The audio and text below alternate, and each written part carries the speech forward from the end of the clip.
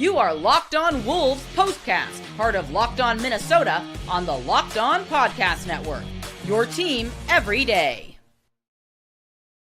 Let's go. T-Wolves out-duel. They outlast Luka and Lebron. They take game 4 in the backyard. They go up 3-1. Let's put this thing away. Let's put them to bed Wednesday night, 9 p.m. in LA. What's going on? Back in the lab, back at it. Another T-Wolves POSTCAST episode right here on the Locked On Sports Minnesota Network. Your team every day. Got my guy, Jack Borman, with me as always. Give him a follow on X at JRBorman13. Jack, you're live at the Target Center. Once again, you've been to all these games, both at home and away. How fun was that? How proud should all the Wolves fans be right now of this team after that gutsy performance? They should be so proud. I think that's arguably the second greatest win in franchise history behind that Game 7 comeback in Denver last season. I just think when you're going against arguably the greatest player of all time in LeBron James, who when he is locked and loaded at 40 years old, he's still unbelievable. And then Luka Doncic, I know he's maybe somewhat compromised with his illness, but given the demons that he's presented for this fan base, certainly in the last year, I think to rise above him too is super important. And then the Lakers had some really timely shots from some role players all game long, and the Timberwolves had so many opportunities to just roll over and quit and lose their fight and kind of let go of the rope. And this crowd just refused to let that happen. I think any single time, anything the Timberwolves did that was remotely positive, this fan base was all over it. They were absolutely explosive the whole entire game. And I was at games 1 and 2 in LA. And when things went the Lakers' way at those games, that crowd was half as loud as what this Target Center crowd was. And with just how packed and on top of everybody and on top of the court this crowd is, it's just an awesome environment. And for everybody that was in the building to be able to witness that, I think has to be walking out of here saying that they'll remember this game probably for the rest of their lives, because it was that level of a game, and the way that the Timberwolves' best players and players they've relied on all year long came through all in different moments of this game, especially late, was just a joy to be able to witness. I want to watch it back already. It just ended, Jack, 12 minutes ago. I want to watch the game back already. Lots to get into. As you mentioned, today's game MVP for the Wolves, the biggest turning point in this game, a preview of Game 5, again in LA. That's Wednesday night. But first, quick reminder, today's episode brought to us by Game Time. Game Time. Download the Game Time app, create an account, use code LOCKEDONNBA for $20 off your first purchase. That's LOCKEDONNBA for $20 off your first purchase. All right, so quick little recap here before we get into all the nuts and bolts, the meat and potatoes, if you will. T-Wolves Lakers in the backyard, Target Center, up 2-1. Tight game at halftime. Back and forth they went. Then the Lakers come out in the third. 14-0 run. All of a sudden, don't go to the bathroom, don't blink. Wolves down 10. And then the Wolves chipped away. They chipped away. They got the lead. They made all the plays when they had to, Jack, in crunch time. Austin Reeves had a chance to tie it in the corner. That clanked out as time expired. Again, 116-113. That's your final. Wolves take Game 4, now up 3-1 in the series. I'd like to start kind of big picture here first. How are we feeling knowing you got a chance to go into LA Wednesday night and put this thing away? I mean, that speaks volumes to where the Wolves are at. And also, too, I just saw a great comment in the chat. Is this the passing of the torch from LeBron to Anthony Edwards? I mean, Anthony has taken a lot of criticism about taking that next and final step to be an NBA superstar, be the face of the league. You beat guys like Luka and LeBron in the playoffs with these types of performances, 43 points today. I feel like he's on his way. Would you agree in that statement, I guess? Is he on his way? Yeah, I stay out of face of the league conversations. Sure. I just don't think they're super productive. But what I can say is that for you to be recognized around the league is like one of them ones. You got to go through guys like Luka and LeBron in the playoffs in the biggest moments to be able to do it. And Anthony Edwards certainly has shown a propensity to do that between Jokic last season, Kevin Durant, Devin Booker last season. And now it looks like he's on his way to go through Luka and LeBron here. I think that's a pretty impressive resume of guys that he's been able to, to take down and go, toe to toe with. I think about the fact, like the way in which he did it in this game, right? In that, in that third quarter, this game is just all a blur to me doing this 10 minutes after the game. Yeah. But when maybe it was the second quarter or third quarter, I can't remember, when he was just going right at LeBron and those two were like doing an Oklahoma drill right in the middle of the court. And then, Ant had 3 possessions where he had an and one, he got doubled through to Randall for a bucket, and then blew past Luka and dropped it off to Jaden for a dunk, then gets into it with LeBron. Has that foul, then comes back and just keeps the pedal down. I just thought it was absolutely incredible. And it's moments like that people remember, right? It's the chirping at KD, backing up down the floor. It's Ant doing, his Spider-Man or whatever celebration at Luka Doncic in game 1. And now doing this with LeBron. I think those are indelible moments that people really remember and cling on to. And Ant has racked up so many of them so far in his playoff career. And I think that's why he's endeared himself to certainly, the 20,000 people that were here tonight and everybody across this great state, but also, people around the country and around the world. So time to reveal where the game was won or lost. It's the turning point. Tight game at halftime. Wolves were up 3. They were down 4 in the first quarter. They go up 3 into the locker room. Lakers, again, come out of the locker room, go on that 14-0 run. So Wolves are down 10. Again, they chip away. That depth, that bench, they got the job done. Naz Reid, couple huge 3-pointers in back-to-back games now. And again, they held on at the end. What was the biggest turning point, though, today, Jack, in your estimation? So I need to make a couple of confessions, Luke. Sure. First of all, I picked the Lakers in 7 because I thought those 3 stars would just be enough to overcome the Wolves. And I didn't think the Wolves' offensive decision-making would be consistent enough over a 7-game series to outlast the Lakers. And it's looking like I'm going to be wrong there. And I was very glad to be wrong when you considered that JJ Redick tonight played the same 5 guys for the entirety of the second half. Unbelievable. As courtesy of Automatic NBA on Twitter. That is the first time a coach has done that in the second half of a playoff game since 96, 97 in the entire play-by-play era. So that's incredible. So we've never seen that. You and I have never seen that. And I just thought that lineup was going to be good enough to win LA games, and it hasn't been. So hand up there. I was certainly wrong there. And then when Naz Reid checked into the ball game in the middle part of that fourth quarter for Rudy Gobert, maybe it was earlier in the fourth quarter.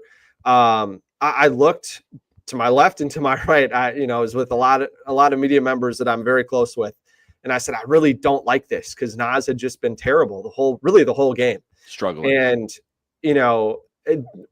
people on either side of me said, I think you got to go Naz. You need offense here. And I was like, oh, okay, like they make good offense, but Luka's just been switching on to him and cooking the whole game. And what does Naz Reid do when he checks in the game? He bangs on, or he isolates and gets the post up on Austin Reeves, score. He comes down, Luka switches onto him in isolation. Luka stiff arms him in the paint and then smokes a layup, so it gets a stop, and then hits a trailer 3 in transition, and the Lakers needed a timeout.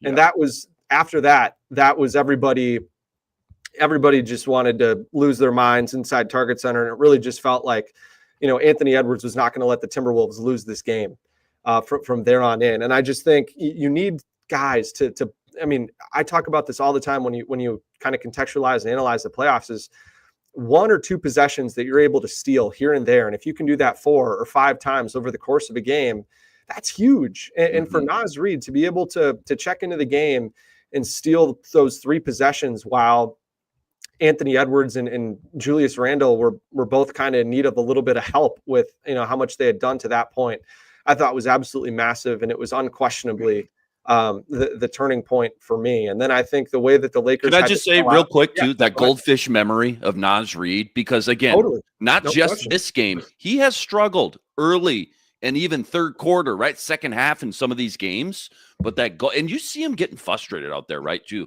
slamming the ball, punch, just frustrated, the bad body language. But then to again continue not to be afraid to shoot the ball, not be afraid to make big plays and be that guy, knowing that, okay, they're doubling Ant right now. Somebody's got to step up and make those 2 big threes in these 2 games that we're talking about. Just absolutely huge. I just wanted to add that to what you already said about the glowing remarks of Naz Reid, despite what people are going to see in the box score tomorrow morning. Again, these clutch moments late in games, Naz Reid has been a huge piece of the puzzle for sure.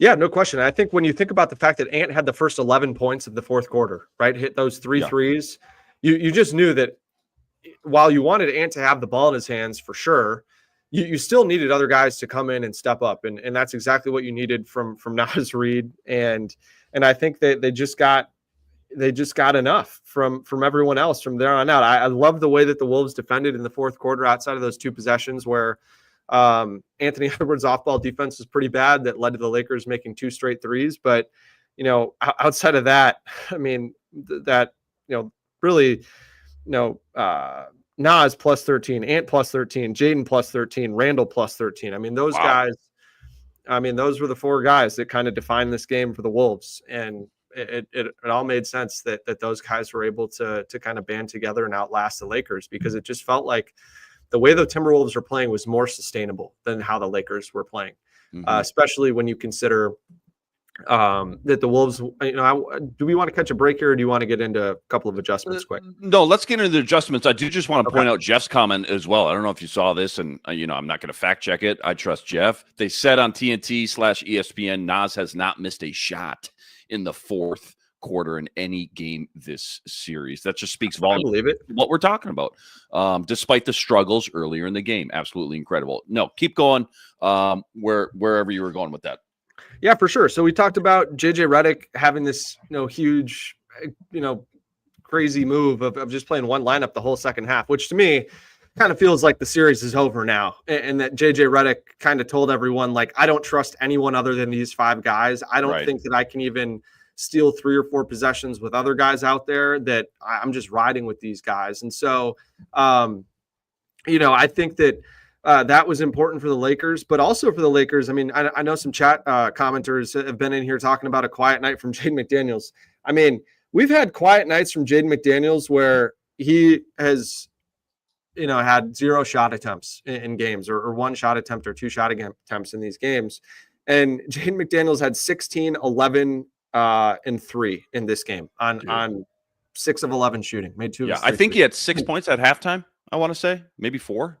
He had a couple of putbacks. He spaced the floor really effectively when Ant was getting doubled, cut really well, and then made a couple of timely threes. So I think that was important. But it was important to note that early on in this game, the Lakers switched their defensive alignment to try to take away some of what Jaden was talking about. So before the game, I asked JJ Redick, hey, we've kind of talked about all year how Jaden McDaniels is the barometer for the Wolves offense, but do you think he's kind of been, his scoring output has been the barometer for how well your defense has worked?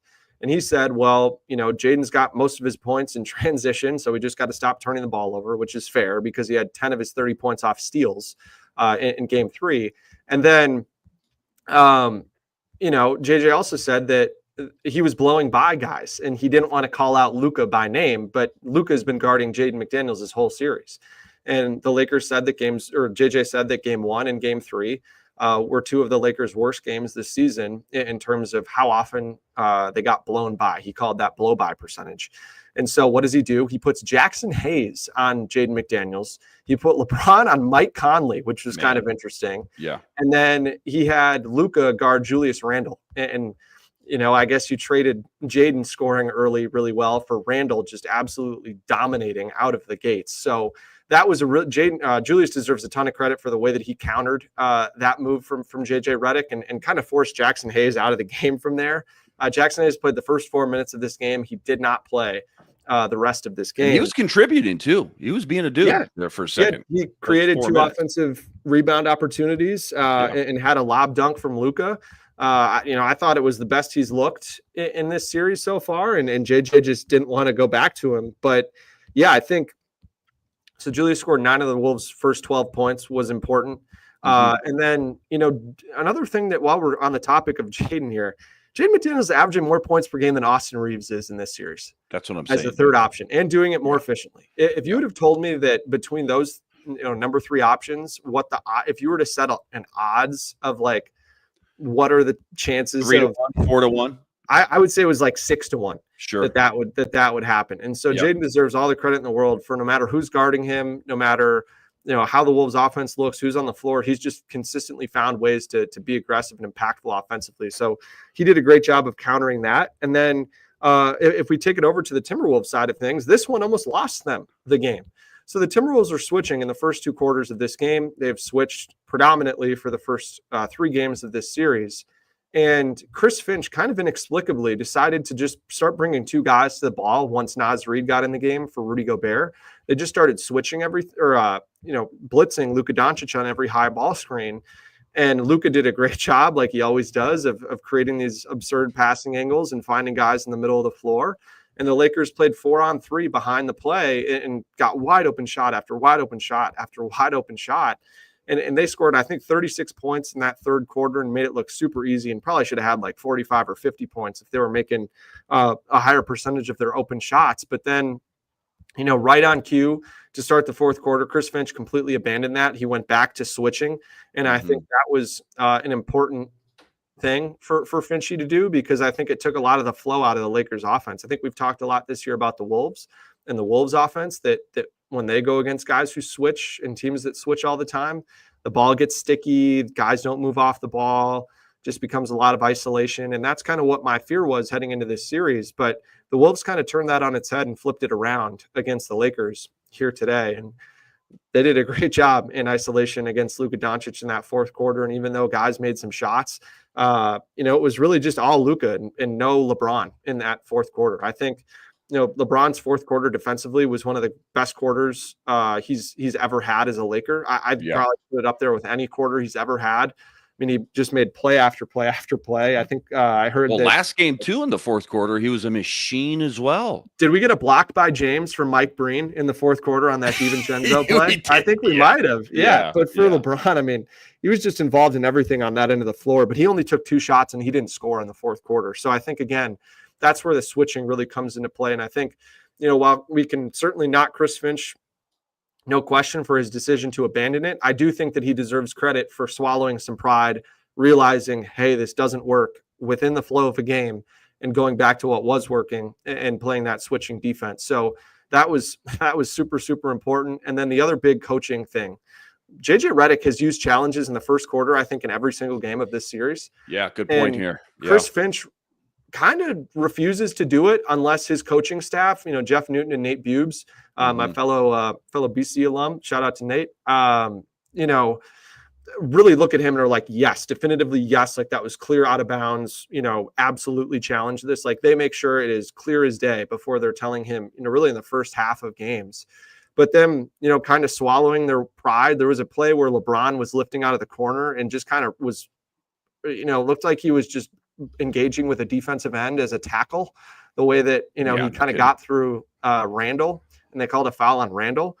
And you could have challenged that. And that was certainly one where everyone in the arena was like, oh, that was a terrible call. But they were like, you know what, there's probably going to be a bigger moment where we need, we need to save our challenge. And that's exactly what they did. So after losing in this building, because there wasn't a rule that you could challenge a play and there could be a proximate foul called on an out of bounds play, the Wolves tonight won a game in part because that rule became a thing after what, locally we here call it the Jaden McDaniels rule, right? At the end of game 2. And that preceded Luka hitting that crazy shot to win game 2 last year. So it was just kind of an interesting schematic approach from these two coaches tonight. And, Chris Finch trusted in Naz Reid and trusted in all of his bench guys, and went back to Mike Conley after Mike Conley got hurt stuffing LeBron at the rim and had to leave. I thought that he would for sure be done for the night, but he came back in. And so I can't say enough good things about some of the adjustments that the Wolves made tonight. And it was a huge reason why they came out and won this game. So many good notes. One more little cherry on top. Jeff called it out. Wolves winning that challenge killed the Lakers' final timeout.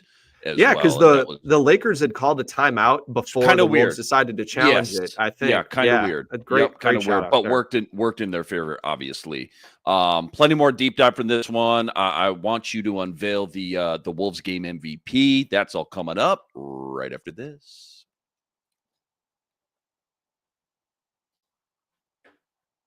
Quick reminder, today's episode brought to us by FanDuel. FanDuel, America's #1 sportsbook, an official sportsbook partner of the NBA. Right now, FanDuel's giving you a chance at a huge return, $250 in bonus bets guaranteed when you win your first $5 bet. And why I love FanDuel, when you get the hunch in the middle of the game, you can go check out the latest stats. You can view live play-by-play, all on the same page where you're placing your bets. Again, $250 in bonus bets guaranteed when you hit your first $5 bet. Go check it all out over at FanDuel.com. Getting some NBA future action. T-Wolves, they were 12-1 to win the chip going into this game. I got to imagine this is at like 7-1, 8-1, if not even lower at this point. But anyways, it's all sitting up over at FanDuel.com. Again, check it all out over at FanDuel.com. $250 in bonus bets guaranteed when you win your first $5 wager. FanDuel, America's #1 sportsbook, an official sportsbook partner of the NBA.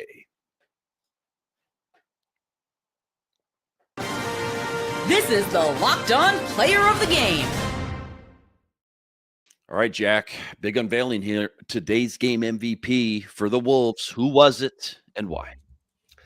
Yeah, 43 points on 23 shots. 14 of 17 from the free throw line, 6 assists, and 1 turnover. One turnover. I mean, what's he averaging this year? 1 turnover. Yeah. 1 turnover for Anthony Edwards, despite having a sky-high usage rate in this game and playing 44 minutes.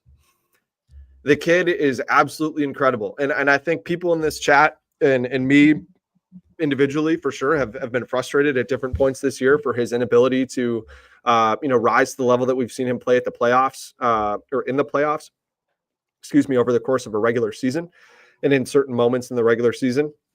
But when the lights are brightest on the biggest of stages in the postseason, this kid almost always delivers. I mean, how can you really think of how many just absolute playoff stinkers that Anthony Edwards has had? Like off the top of my head, like I'm sure he's had a few. But, that comment again, like 25, 5-5 before age 25 playing in your 4th playoffs is unbelievable. And how he has grown as a playmaker has been absolutely incredible just for the Wolves and how the offense can function down the stretch in the postseason. Because you think about how many, he got blitzed more than any player in the NBA off pick and rolls this season. And that was kind of a training course for the playoffs because that's the obvious way to go because the Wolves don't have as good of playmakers behind the play in those 4-on-3 situations. And, I think Julius Randle deserves a ton of credit too. Julius Randle, Naz Reid, Jaden McDaniels, all those guys, the way they're able to get in the middle of the floor and be kind of these offensive hubs and guys that you can play through in the middle of the floor to make good decisions, but also attack the basket and score inside from the middle of the floor is super, super important. And so while Ant deserves a ton of credit for being able to find those guys, he is the first one to give all of his teammates credit for the way that they pick him up and make him look better for making those decisions by making shots, by making smart plays. And again, Julius Randle in this game too. Julius Randle had 25 points, 7 rebounds, 3 assists, and 0 turnovers. So for Anthony Edwards and Julius Randle to score 68 points and have 1 turnover between the two of them is absolutely incredible. I think I've said absolutely incredible 14 times in this postcast, so I'm sorry. I'm out of words to describe how wild that game was, but those two guys deserve a ton of credit. And Julius Randle, everybody clowned him and dunked on him for his playoff play in the past when he was with the Knicks, and deservedly so in a sense because they were pretty poor compared to his regular season numbers. But I mean, he has been tremendous in this series. The way that this is his best playoff ball he's ever played, right? Oh, no question about it. Without a no doubt. question, yeah. No question. And I think the way that he's done it, I think has been ironically very loud. because Julius Randle is not a guy who's super expressive. He doesn't complain about whistles. He doesn't complain about his role. He doesn't complain about much of anything. He just puts his head down and works. And again, happened tonight, right? Lakers kind of come out in a different defensive alignment. He recognizes that Luka's on him or Austin Reeves is on him when they get switches, and he just goes right to work and sets a workmanlike professional tone early in the game that I think sustained for the rest of the game. And then, this is now the third time that we've talked about it in these games when things have gotten a little haywire emotionally, whether it's the refs or the Lakers going on a run. He seems like the rudder that just the Wolves kind of go to steady things when the waters get a little choppy. And he, again, the physicality that he plays with too. Jeff, this is a great comment. Helping to get Reeves in foul trouble. I think the way that he's been able to punish mismatches is unquestionably something that he is better than Karl Anthony Towns at. Also, shout out to Karl, man. What a game he had today. I was just going to bring this up. Knicks won 94-93. Cat, 27 points. Couple insane shots in the last 3-4 minutes in crunch time. Knicks go up 3-1 over the Pistons, but we've talked about the trade all year. We're not going to go back and do that. But what do you like better about this version of the Timberwolves with Julius, with DDV? Not even going to talk about the Detroit Pistons 17th overall pick or whatever it might end up being versus the Timberwolves team with Cat that got to the Western Conference Finals, though, last year. What do you like better about this team? Yeah, no question. I think, again, I think it's been as close to a win-win trade as you can get with how the playoffs have played out thus far. Obviously, there's a long way to go. But with the Wolves, I just think they were a little bit too one-dimensional in that I think they're top-heavy a little bit. Is that a good way to put it? I don't know if I'd say too top-heavy, but it was just they had to rely so much on defense and Ant just getting a bucket and jumbled spacing a little bit. And we all kind of thought, oh, well, the spacing is going to be worse with Julius versus Karl. And I think that just hasn't necessarily been the case because I think Julius is a little quicker, a little bit more agile, kind of cuts a little bit more, has a little bit more of a different game. But I think the physicality that Randle plays with, I think he and Nas really feed off each other in a really cool way. And I think he's just so much more emotionally steady than Karl. And Karl was super well liked in the locker room and is a wonderful guy, but we all have seen him kind of lose his head far too often in important moments.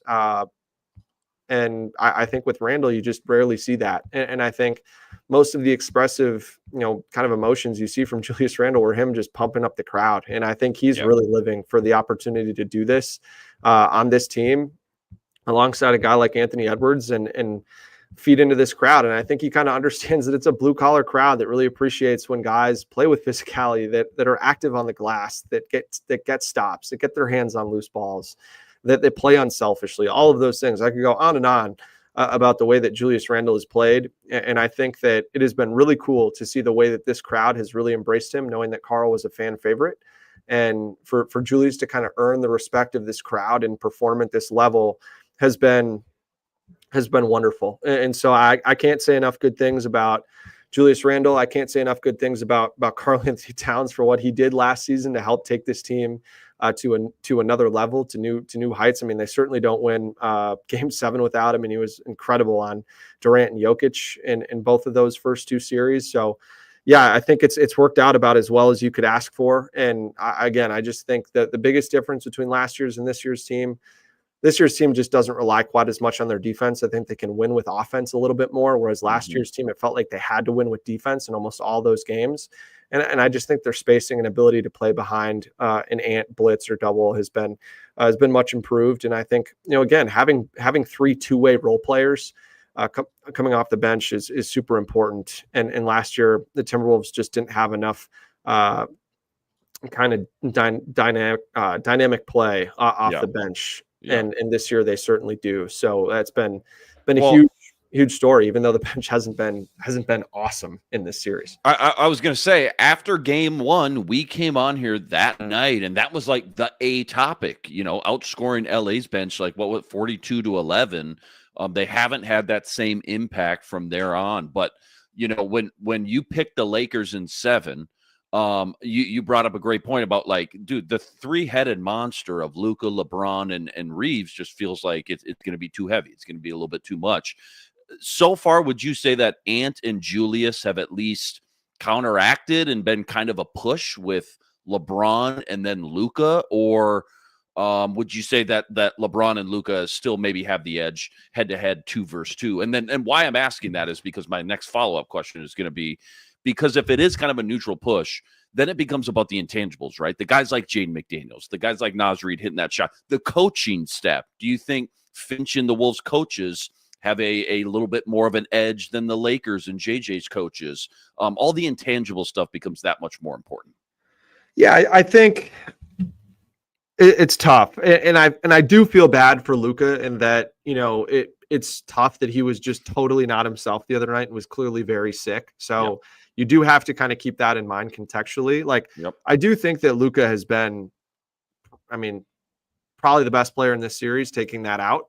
I think Ant has certainly been number 2. And yeah, I mean, I just think Julius Randle's consistency has been tremendous. And I thought LeBron didn't play great in games 1 or game 2, and really played himself into it here in this 2-game set in Minnesota. But I think Julius Randle has been more impactful than LeBron, which is kind of a crazy thing to say. But I think over the course of a series, in totality, that's been the case. And then you'd probably put LeBron 3 and then Jaden McDaniels 4, right? Crazy. I think Jaden McDaniels has certainly been better than Austin Reeves. And then Austin Reeves would probably be 5. And after that, then it's just everybody else. And so, I just think, again, Chris Finch is, I don't necessarily want to say that Chris Finch has been the better coach than JJ Redick, because there haven't been a whole lot of adjustments in this series. And Chris Finch certainly has more available to him than JJ Redick does. Clearly, when you look at the output of the bench, again, 6 points for the Lakers bench tonight, 25-6 advantage for the Wolves. So that part of it is tough, but I do think that Chris Finch deserves credit for on nights when his team hasn't had it the whole night, like, certainly last game and then tonight. He just shuffled the deck and played a bunch of different lineups until he kind of got guys into a rhythm or found a lineup that worked. Like tonight, he played the largest possible lineup that he had not played yet this season, which was Ant, Jaden, Naz, Julius, and Rudy for a few minutes. And so that is certainly something too that, he was willing to do and press buttons. And so I think Chris Finch can I probably throw gets the edge just because he has a few more pieces. Just slight edge, not a significant one. Can I get a Terrence Shannon bump, by the way? 3 minutes in the first quarter, dude. First quarter, 3 minutes, gets 4 boards in 3 minutes and an assist. Just the little engine that could, man. Just a little spark plug off the bench, man. Were you surprised to see him so early in the game? No, I was not surprised because Naz and Rudy both had 2 fouls, and I just think it would have been dumb to have one of them pick up 3 fouls. And again, we talk about it again. Can you steal a few possessions? Yep. And that's exactly what happened with TJ Shannon. TJ Shannon played 3 minutes. He had 4 boards.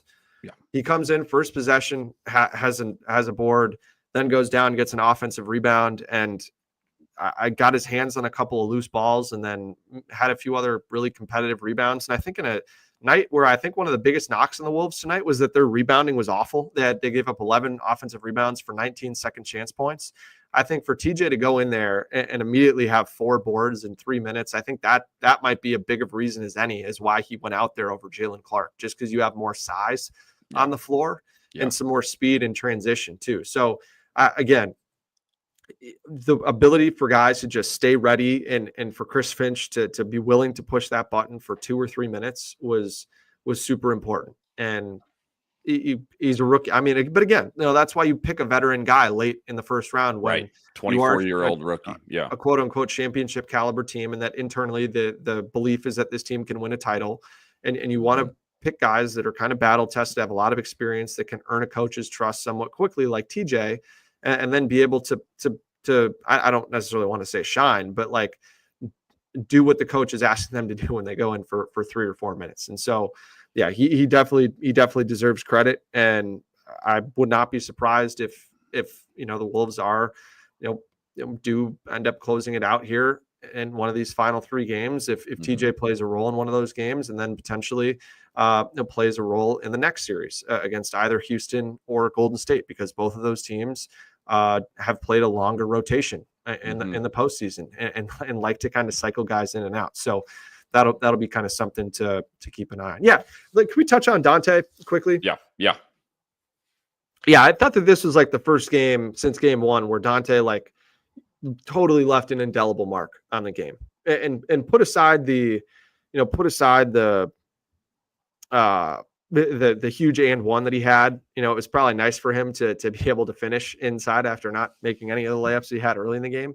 But the way that he flew around and competed on defense, I think, is exactly what they need. And I think, honestly, that type of play in his skill set is more important to me than anything he does offensively. Because when you're asking him to go in the game for Mike Conley, I think Mike Conley is out there for mostly offensive purposes at this point.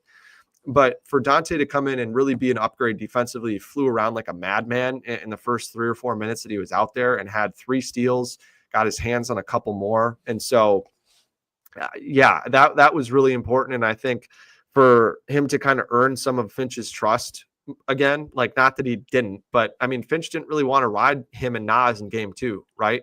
And so for Dante, still clearly struggling offensively a little bit, but totally made up for it on the defensive end of the floor. And I thought was super competitive. And that's all you can really ask for in moments when he switched out onto LeBron, switched out onto Luka, did a good job in moments guarding Austin Reeves. So that's exactly what you want from Dante. And you got to hope that he'll be back. And one other quick kind of Dante nugget.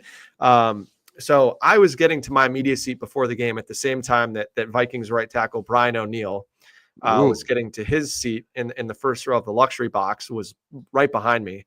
And I looked at Brian and I saw that he was wearing a Selesnium jacket, which is where he went to high school and where he co-starred in high school on the basketball team. He was a big boy. He was a baller. With Dante DiVincenzo. So the Shaq and Kobe was of Selesnium High School was Brian O'Neill and Dante DiVincenzo. So I asked him, I said, hey, are you willing to, are you here to will Dante to have a big night tonight? And he just looked at me and he just kind of flexed the high school jacket he had on with a huge smile on his face. And it was funny. Like, Dante comes to the game, makes like 3 steals. And I kind of looked back and he was just laughing, giggling, flashing the Selesnium thing. So that was fun to see Brian O'Neill root for his high school. That's like Randy Moss and white chocolate, man. Randy Moss back in the high school days with white chocolate. You know what I'm talking about, man. Absolutely incredible with that. We're going to go to segment 3. We're going to do a quick preview of game 5. But before that, give me your play of the game. And why was it Mike Conley blocking LeBron James? Yeah. So I asked Chris Finch before the game, hey, Mike Conley has been really picked on in the early part of really all of the first 3 games, but you've kept riding him and he's found ways to be effective out, in the second half, especially of games. And Chris Finch said basically like, hey, look, like, that's why we all love Mike Conley. He's just super competitive and he just will always find a way to make a play or 2 plays or 3 plays or whatever it is late in games to be important and to be a factor. And he said that's why all of his teammates love him and trust him. And I mean, that play is a perfect example. I mean, Mike almost just ended his season trying to stop LeBron, who has 6.5 inches, probably 75 pounds on him. And for him to have this upper body strength to be able to hold LeBron down and force what was effectively a turnover there was awesome. And so all the people that have been mad all season at Chris Finch for riding Mike Conley too hard, I'm not saying you're wrong. Because there's certainly been moments where it's been really tough. But all I'm saying is those types of plays are why Chris Finch will always ride with Mike Conley. Yeah. And it's why all these guys would go to war for Mike Conley. And I have said too, the 2 guys in the locker room who I've spoken the most to are Mike Conley and Rudy Gobert. And Mike Conley, I'm not kidding you, is one of the 5 nicest people you will ever meet in your entire life. And that certainly rubs off on teammates, certainly rubs off on coaches. And then when you couple that with leaving it all out there every single night, you never have to worry about his mindset, his intensity, his hustle, his willingness to speak up and impart wisdom on his teammates. It gives the young guys just an extra little bonus cherry on top. some more motivation knowing that, can we just go do this for Mike? Can we go do this for Bite? Knowing that he's getting near the end here and he deserves one. There was totally a sentiment of that last season. I remember. And the guys talked about that postseason. Like, hey, like we know that this might be Mike's last ride because it wasn't super clear. We all know that he has that wrist injury still. And, he's under contract through next season, I think. And so I guarantee you that guys are having those same conversations. And even guys like Dante, who is new this year, really the only new guy in the rotation besides Randall, I guarantee you those guys all are thinking the same thing. And that, people around the league know. People around the league know Mike Conley, even if it's their first year, like DDV. People know and have the respect for Mike Conley, 100%. Segment 3 coming up. A couple minutes left. We got to talk about Game 5. Again, Wolves have a chance to put the Lakers away in LA. That's Wednesday night, 9 p.m. That's all coming up though, right after this. Quick reminder, today's episode also brought to us by BetterHelp. BetterHelp, when your schedule gets packed, work projects, kids, whatever it may be, it's so easy to let your priorities start to slip, even when we know what makes us happy. But when you feel like you got no time for yourself, the non-negotiables like therapy, they become more important than ever. If you've been thinking about starting therapy, maybe it's time to give BetterHelp a try. It's entirely online, and it's designed to be convenient, flexible, and suited for your schedule. It's so simple, too. All you got to do, you fill out a brief questionnaire, you get matched up with a licensed therapist, and you can switch therapists at any time for no additional charge. Never skip therapy day with BetterHelp. Go visit BetterHelp.com/lockedon today. You're getting 10% off your first month. That's BetterHelp, HELP.com/lockedon. All right, Jack, you got a 4-game sample size now. Wolves up 3-1. So Game 5 coming up again Wednesday in LA, 9 p.m. tip. From everything you've seen in this series now, what is the number one thing this team's got to do to put the Lakers away in Game 5 on the road? What are you looking for? Biggest keys, biggest matchups, etc. What is it? Play fast. The Lakers just sold out and played everybody. Got to be running on E, the whole game. I think, Luka and LeBron played the last 35 minutes of the game, 36 minutes of the game. You just got to play fast, right? The team that has won the fast break point battle has won every single game in this series. The Wolves won it again tonight, 16-7. And so I think the more the Wolves can play quickly off of stops and off of makes, get the ball up the court, get into early offense. And I think, again, more of the early offense stuff that you see in the NBA is those drag screens, high ball screens, wedge actions to get a guy an isolated post up on the glass or on the block against a small. We've seen that a lot for Randall.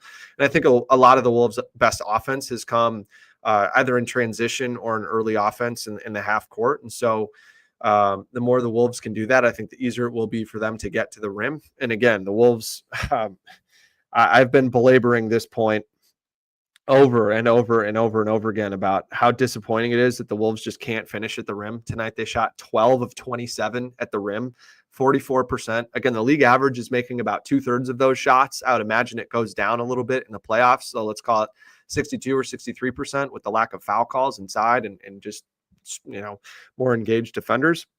But that's still just putrid. And that's something that they certainly have to get better at. But the plus side of the Wolves continuously attacking downhill is that they did generate 33 free throw attempts tonight. And so I think, you just wear the Lakers down. You play with pace. You play with force. That's going to be super important because if anybody on the Wolves gets tired, you've got one of 3 guys or even TJ too, right? So you've got 4 guys that you feel good about coming in the game, getting you a breather so you can go back in and leave it all out there for however long you're out there for. And so that's going to be super important to me. I think the Wolves have to continue to be massive on the offensive glass too. That's another way that they've been able to be really physical in this series. I think, again, the Wolves won the field goal attempt battle by 10. Wow. A big reason why was because they had 18 offensive rebounds for 20 second chance points.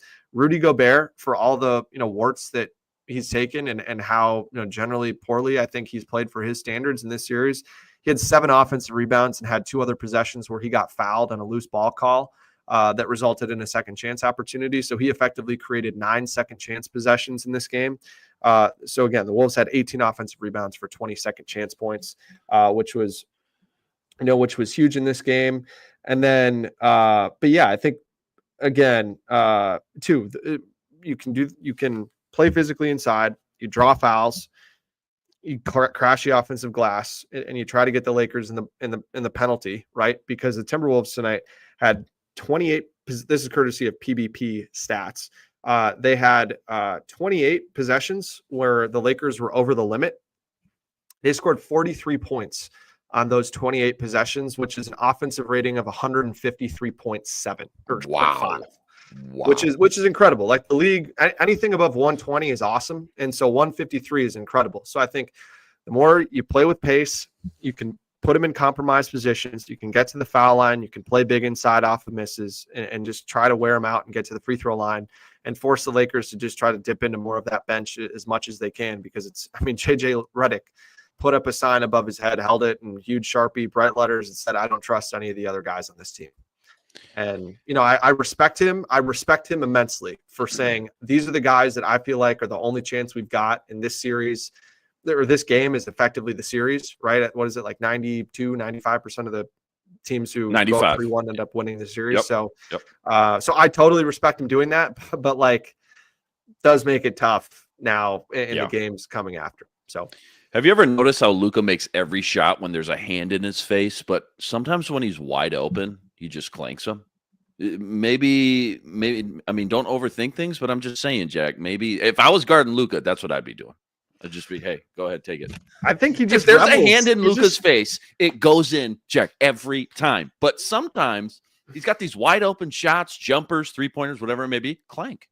I think every time he shoots the ball, it's going in. Oh, you have to. Yeah, you have to. I've seen so many wildly annoying, but you got to respect it. Yeah, I've seen every